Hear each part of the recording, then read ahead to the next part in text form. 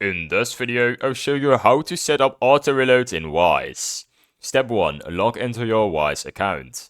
Open the Wise app or website and sign in with your details. I'll leave a link to wise.com in the description down below.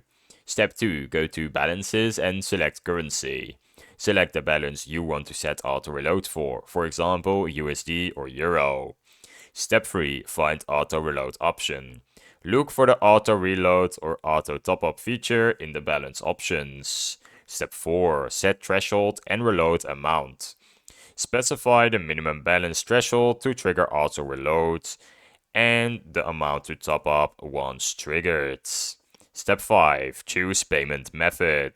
Select your preferred payment method for topping up. Bank account, debit card, or other options. Step 6. Confirm and enable auto reload.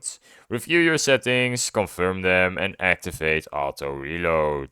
Step 7. Monitor auto reload activity. Check transactions in your Wise account to see auto reload events and manage settings anytime. Now I have some tips for effective auto reload use. Set realistic thresholds based on your spending habits. Keep your payment info valid to prevent failed reloads. Disable auto reload if you want full control over manual top-ups.